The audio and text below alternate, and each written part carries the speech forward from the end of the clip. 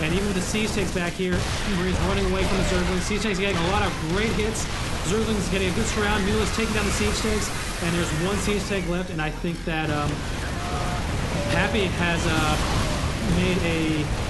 Well, I guess it looks like he's doing okay because EGIdra, with bad control, I'm afraid lost almost every one of his Mutalisks to that rapidly repaired missile turret and these stimmed Marines. I think that EGIdra got a little too focused on the attack at his base and lost control of his Mutalisks, and now he is actually down on the army. He does not have anything that he's going to be able to deal with these Marines and this siege tank. But now we have a number of Zerglings just popping, a couple of Banelings, and if he can get into a good position, he's going to be able to swamp over these. This siege tank is out of position, going to get surrounded by Banelings, destroyed. The Banelings destroy the siege tanks. These Marines are lifted up onto the high ground, able to escape. Great play by Happy, able to take down this hatchery, losing his siege tank, but escaping with his Marines, and more importantly, escaping with his medevacs.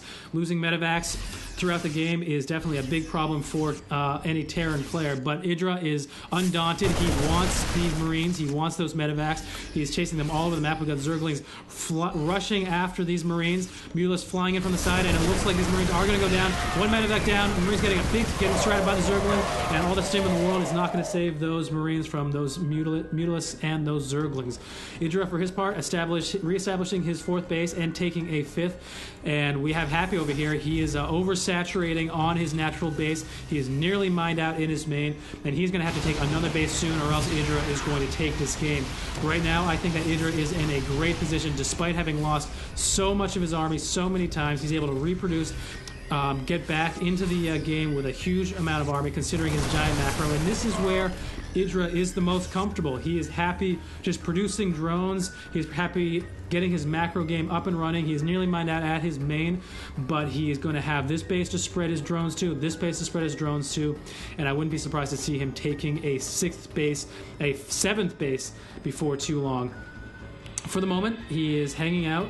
It looks like he's already on 7 bases. 1, 2, 3, 4, 5, 6, 7 bases for EGIdra. He is up and running. He loves this. He is a huge fan of the macro game. He's got his Mutalisks flying around. This is a large number. 16 Mutalisks can do some serious damage, can put real hurt on anything we have here. We've got 2 more Mutalisks joining this flock. 18 Mutalisks are going to intercept this command center, but a ton of Marines stim and chase these Mutalisks away, but they can fly right over this gap. 2 missile turrets in the way, but they are no match for all of these Mutalisks, taking them down again. These SCVs are completely exposed, and this is big trouble for Happy. He has lost a ton of SCVs, 17 SCVs compared to EGIdra's 18, but for a Terran player that is no good since he can only reproduce SCVs 1 at a time. A Zerg player, if they have a good set of injects and a lot of hatcheries, they can reproduce all those workers right away. Not as big a blow to lose more workers than a Terran player, and mules will only take you so far.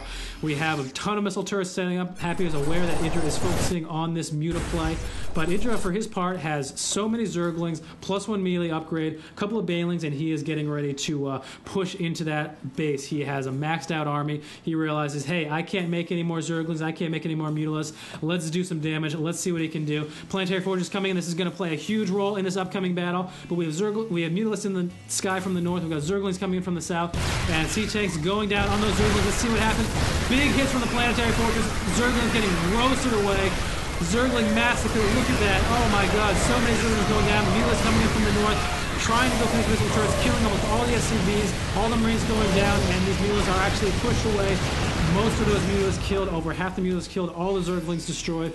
But EGIdra, with the power of his macro, reproducing his army. He is almost maxed out again. 169 to 94. And we see Happy coming out really strong in that engagement based on the strength of Terran defensive posturing. But I'm still concerned about him with his army composition.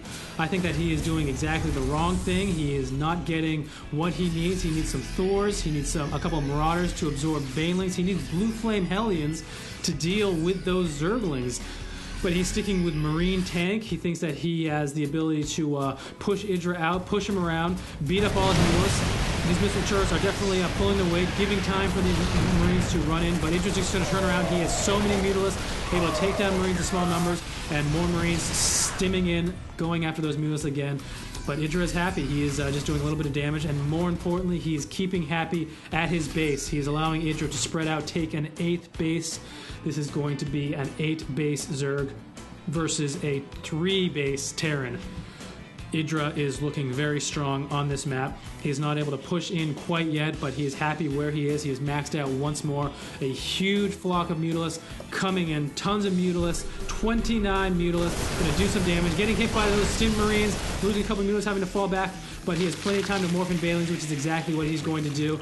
And we have the main mined out, but this new base is mining happily. He has another base plenty saturated over here. EGIdra has no problem on his income. 76 drones, slightly under the amount of drones you'd want for this number of bases, but that is just more supply for his army. Good creep spread, and now we have the Zerglings and Banelings flanking this army from Happy.